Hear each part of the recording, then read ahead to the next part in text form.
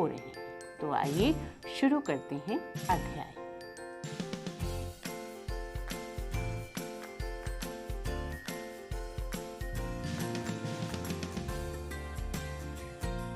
प्रिय बच्चों, स्थल मंडल अनेक प्लेटों में विभाजित है, जिन्हें स्थल मंडलीय प्लेट कहते हैं। आपको यह जानकर आश्चर्य होगा कि ये प्लेट हमेशा धीमी गति से चारों तरफ घूमती रहती है। प्रत्येक वर्ष केवल कुछ मिलीमीटर के लगभग। पृथ्वी के अंदर पिघले हुए मैग्मा में होने वाली गति के कारण ऐसा होता है। पृथ्वी के अंदर पिघला हुआ मैग्मा एक वृत्तीय रूप में घूमता रहता है।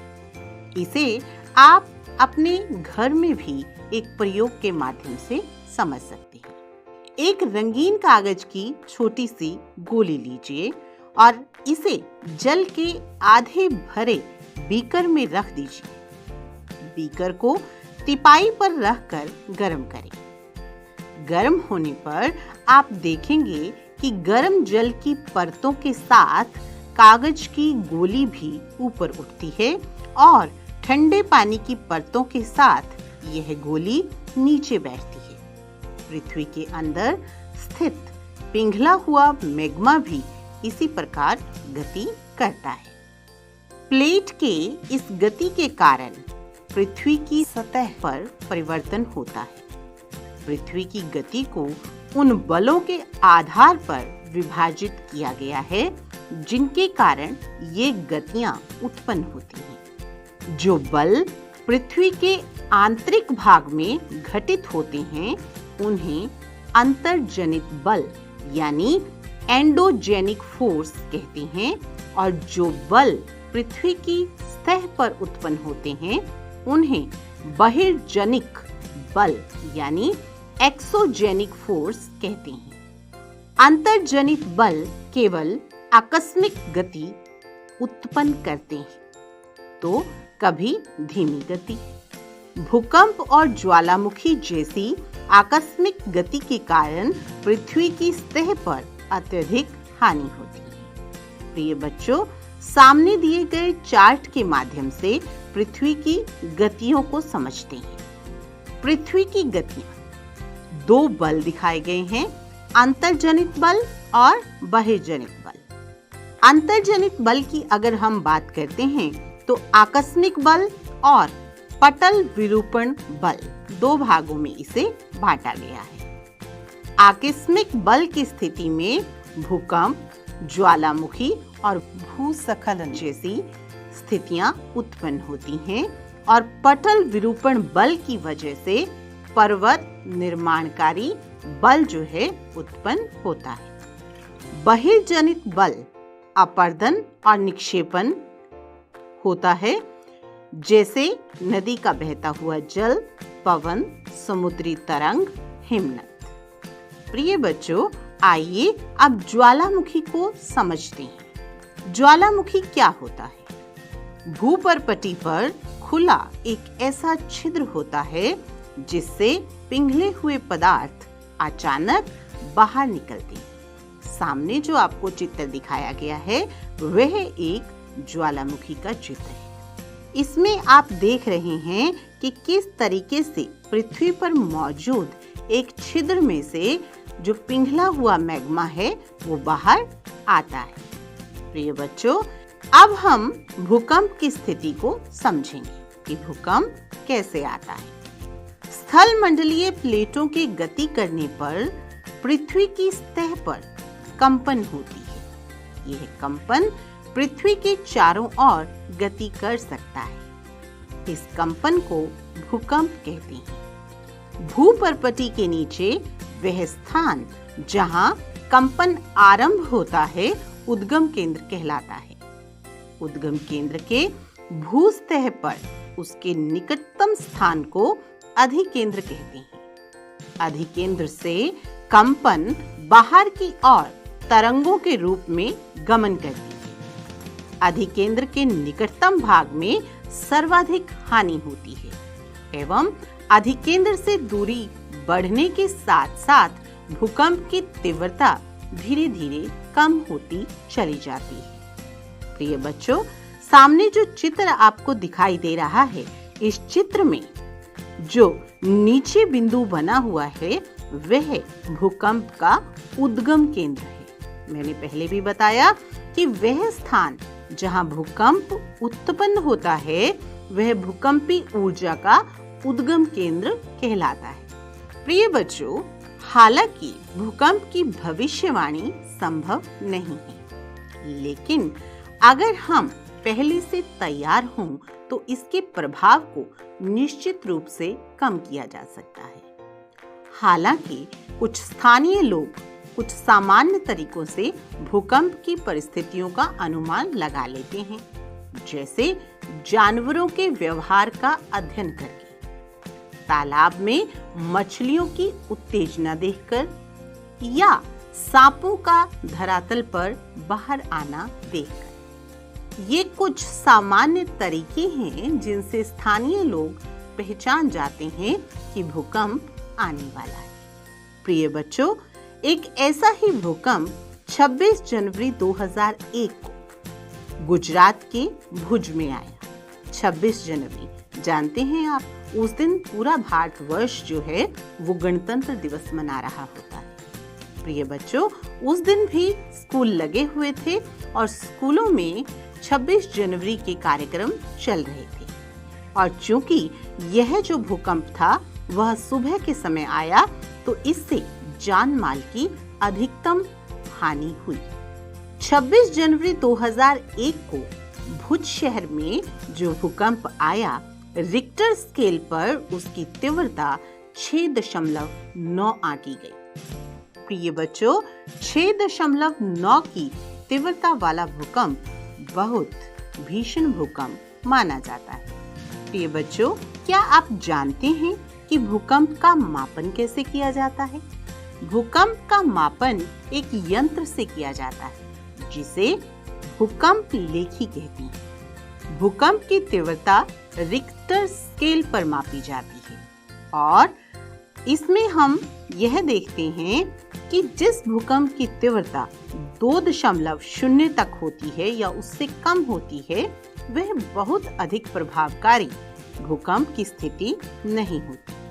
जिस भूकंप की तीव्रता 6.0 या उससे अधिक होती है वह बहुत ही शक्तिशाली और हानिकारक भूकंप की स्थिति होती है। 7.0 से अगर भूकंप अधिक है तो वह सर्वाधिक शक्तिशाली माना जाता है। प्रिय बच्चों, अब आप अंदाजा लगा सकते हैं कि भुज में जो भूकंप आया जिसकी तीव्रता रिक्टर स्केल पर 6.9 आंकी गई वह कितना भीषण होगा। प्यारे बच्चों, आप जब स्कूल में होते हैं या अपने घर में होते हैं और अचानक से भूकंप आ जाए तो ऐसी कौन कौन सी तैयारी है जो आप कर सकते हैं? प्यारे बच्चों, ऐसी स्थिति में जो सबसे सुरक्षित स्थान होते हैं वह होते हैं रसोई के काउंटर, सख्त मेज के नीचे का भाग, दीवार के अंदरूनी कोने। और जिन चीजों से हमें दूर रहना चाहिए वह हैं आग वाले स्थान, चिमनी के आसपास की जगह और कोई ऐसी जगह जहां पर दर्पण या कोई बड़ी तस्वीर लगी हुई है। प्यारे बच्चों, अगर ऐसी स्थिति में आपको सीढ़ियां उतरनी हो यानी एक मंजिल से नीचे की तरफ जाना हो तो उस स्थिति में लिफ्ट का प्रयोग भी नहीं करना चाहिए। प्यारे बच्चों, अपने दोस्तों और पारिवारिक सदस्यों के बीच जागरूकता फैलानी चाहिए कि इस तरह की आपदा का सामना विश्वास से किया जाना चाहिए। प्यारे बच्चों, आइए अब पढ़ते हैं कुछ मुख्य स्थलाकृतियों के बारे में। अपक्षय और अपर्दन नामक दो प्रक्रमों द्वारा दृश्य भूमि लगातार विघटित होती रहती है। पृथ्वी की सतह पर शैलों के टूटने से अपक्षय की क्रिया होती है। भूदृश्य पर जल, पवन और हिम जैसे विभिन्न घटकों के द्वारा होने वाले निक्षय को अपर्दन कहते हैं। वायु, जल आदि अपर्दित पदार्थ को एक स्थान से दूसरे स्थान पर ले जाते हैं और फलस्वरूप एक स्थान से निक्षेपित करते हैं। अपर्दन और निक्षेपण ये प्रक्रम पृथ्वी के धरातल पर विभिन्न स्थलाकृतियों का निर्माण करते हैं। आइए अब पढ़ते हैं नदी के कार्यों के बारे में।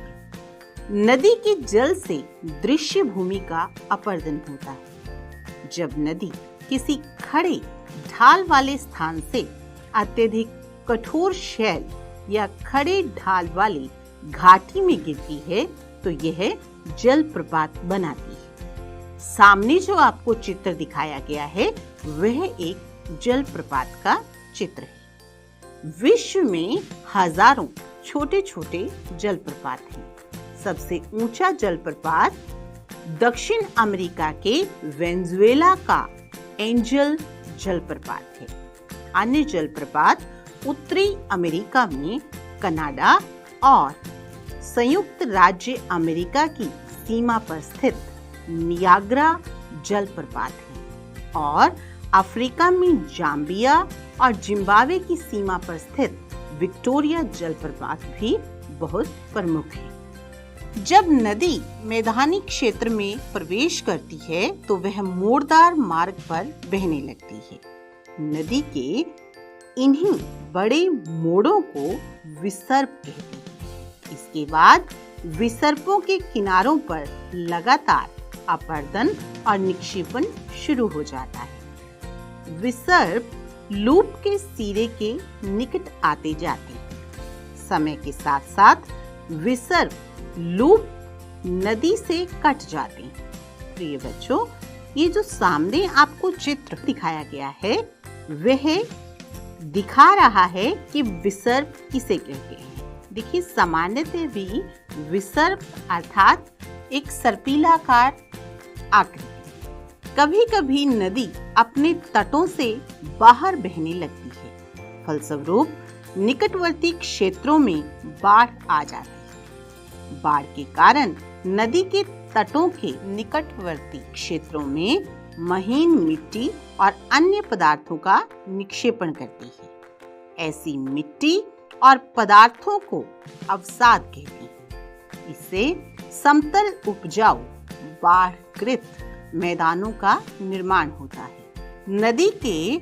उत्थित तटों को तटबंध कहते हैं। समुद्र तक पहुंचते पहुंचते नदी का प्रवाह धीमा हो जाता है, अर्थात नदी की गति बहुत धीमे हो जाती है तथा नदी अनेक धाराओं में विभाजित हो जाती है, जिनको वितरिका कहा जाता है। यहाँ नदी इतनी धीमी हो जाती है कि यह अपने साथ लाए गए मलबे का निक्षेपण करती है। प्रत्येक वितरिका अपने मुहाने का निर्माण करती है। सभी मुहानों के अवसादों के संग्रह से डेल्टा का निर्माण होता है। प्रिय बच्चों, आपको सामने जो चित्र दिखाई दे रहा है वह एक डेल्टा का है। आइए अब पढ़ते हैं समुद्री तरंग के कार्यों के बारे में। समुद्री तरंग के अपर्दन एवं निक्षेपण तटीय स्थलाकृतियां बनाते हैं। समुद्री तरंगें लगातार शैलों से टकराती रहती हैं, जिससे दरार विकसित होती है। समय के साथ ये बड़ी और चौड़ी होती हैं। इनको समुद्री गुफा कहते हैं। चित्र में आपको दिखाया गया है समुद्री गुफा की स्थिति, जिसमें आप देख सकते हैं कि किस तरीके से भीतर को घुसी हुई ये स्थिति दिखाई गई है। इन गुफाओं के बड़े होते जाने पर इनमें केवल छत ही बचती है, जिसे तटीय मेहराब बनते हैं। लगातार अपर्दन छत को भी तोड़ देता है और केवल दीवारें बचती हैं। दीवार जैसी इन आकृतियों को स्टैक कहते हैं। समुद्री जल के ऊपर लगभग ऊर्ध्वाधर उठे हुए ऊंचे शैलीय तटों को समुद्र भृगु कहते हैं। समुद्री तरंगे किनारों पर अवसाद जमा कर समुद्री पुलिन का निर्माण करती हैं। प्रिय बच्चों, आइए अब पढ़ते हैं हिमनद के कार्यों के बारे में। हिमनद दो शब्दों के मेल से बना है। हिम अर्थात बर्फ और नद अर्थात नदी, यानी ऐसी नदियां जो बर्फीली हों। हिमनद अथवा हिमानी बर्फ की नदियां होती हैं। हिमनद अपने नीचे की कठोर चट्टानों से गुलाश्मी मिट्टी और पत्थरों को अपरदित कर देती है और गुलाश्मी मिट्टी एवं पत्थरों से भूदृश्य का अपरदन करती हैं। हिमनद गहरे गर्तों का निर्माण करते हैं। पर्वतीय क्षेत्र में बर्फ पिघलने से उन गर्तों में जल भर जाता है और वे सुंदर झील बन जाती हैं। हिमनद के द्वारा लाए गए पदार्थ जैसे छोटे बड़े शैल, रेत एवं तलछट मिट्टी निक्षेपित होते हैं। ये निक्षेप हिमनद हिमौड़ का निर्माण करते हैं। तो आपने देखा कि हिमनद के क्या क्या कार्य हैं। अब हम पढ़ेंगे पवन के कार्य कि पवन क्या कार्य करती है। सभी जानते हैं हवा को हम पवन कहते हैं और अक्सर जब तेज हवा चलती है तो आपने देखा होगा कि जो हल्का सामान है वो उड़ जाता है। प्रिय बच्चों, क्या आपने कभी रेगिस्तान देखा है? जरूर देखा होगा। अगर आपने इसको कभी यात्रा करके नहीं देखा तो टेलीविजन में किसी फिल्म या नाटक के माध्यम से जरूर देखा होगा। सामने आपको एक चित्र दिखाया गया है। यह एक बालू टिब्बे का चित्र है जो कि पवन का एक प्रमुख कार्य है। रेगिस्तान में पवन अपरदन एवं निक्षेपण के प्रमुख कारक हैं। रेगिस्तान में आप छत्रक के आकार के शैल देख सकते हैं जिन्हें सामान्यतः छत्रक शैल कहते हैं। पवन शैल के ऊपरी भाग की अपेक्षा निचले भाग को आसानी से काटती है, इसलिए ऐसी शैल के आधार पर संकीर्ण और शीर्ष विस्तृत होते हैं। पवन चलने पर यह अपने साथ रेत को एक स्थान से दूसरे स्थान पर पहुंचाती है। जब पवन का बहाव रुकता है, यानी जब हवा की गति रुक जाती है, तो यह रेत गिरकर छोटी पहाड़ी बनता है। इसको बालू टिब्बा कहते हैं। जब बालू कण महीन एवं हल्के होते हैं तो वायु इनको उठाकर अत्यधिक दूर ले जाती है। जब ये बालू कण विस्तृत क्षेत्र में निक्षेपित हो जाते हैं तो इसे लॉयस कहते हैं। चीन में विशाल लॉयस निक्षेप पाए जाते हैं। तो प्यारे बच्चों, आपने देखा कि पृथ्वी पर किस तरह की स्थलाकृतियां पाई जाती हैं और नदी, पवन और हिम नदियां क्या क्या कार्य करती हैं। तो आइए इसी पाठ के अध्ययन पर आधारित कुछ प्रश्न उत्तर करते हैं। तो प्रिय बच्चों, पहला प्रश्न है क, इनमें से कौन सी समुद्री तरंग की विशेषता नहीं? आपके विकल्प हैं ए शैल, 2 किनारा, 3 समुद्री गुफा, 4 ये सभी। प्रिय बच्चों, इसका सही उत्तर होगा शैल। अगला प्रश्न, हिमनद की निक्षेपण की विशेषता है। आपके विकल्प हैं बाढ़कृत मैदान, पुलिन, हिमौड़ और हिमनदी। प्रिय बच्चों, इसका सही उत्तर होगा हिमौड़। अगला प्रश्न देखिए, पृथ्वी की आकस्मिक गतियों के कारण कौन सी घटना होती है? पहला विकल्प है ज्वालामुखी, दूसरा वलन, तीसरा बाढ़कृत मैदान और चौथा विसर्ग। प्रिय बच्चों, इसका सही उत्तर होगा ज्वालामुखी। पृथ्वी की आकस्मिक गतियों के कारण ज्वालामुखी उत्पन्न होते हैं। अगला प्रश्न देखिए, छत्रक शैलें पाई जाती हैं रेगिस्तान में, नदी घाटी में, हिमनद में या पर्वतों पर? प्यारे बच्चों, इसका सही उत्तर होगा रेगिस्तान में। चाप झील कहाँ पाई जाती है? हिमनद, नदी घाटी, रेगिस्तान या पहाड़? प्रिय बच्चों, इसका सही उत्तर होगा नदी घाटी।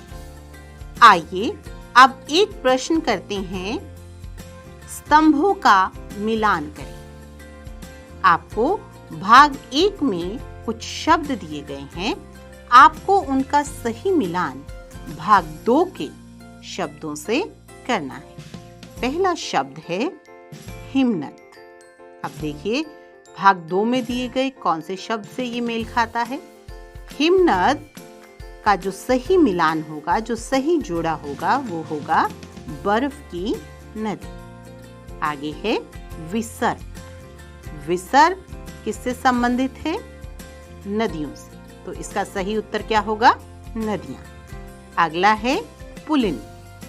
पुलिन किससे संबंधित है? समुद्री तट से। अगला है बालू टिब्बा। बालू टिब्बा का सही मिलान होगा रेगिस्तान, क्योंकि पवन चलने से बालू टिब्बों का निर्माण होता है। और कहाँ होता है? रेगिस्तान में। अगला है जलप्रपात, कठोर संस्तर शैल। अगला भूकंप क्यों आता है? आप सभी जानते हैं, पृथ्वी की कंपन के कारण। तो प्यारे बच्चों, उम्मीद करती हूँ कि आपको इन प्रश्नों के माध्यम से और अधिक समझ आया होगा। तो प्यारे बच्चों, आपने देखा कि हमारी पृथ्वी पर कितनी तरह की स्थलाकृतियां हैं और किस तरीके से हमारी पृथ्वी के भीतरी भाग में परिवर्तन होते हैं, कैसे भूकंप आता है ये भी आपने जाना, और विभिन्न प्रकार की जो प्राकृतिक आपदाएं आती हैं वो किन वजहों से आती हैं ये भी आपने अच्छे से जाना। उम्मीद करती हूँ कि अध्याय आपको समझ में आ गया।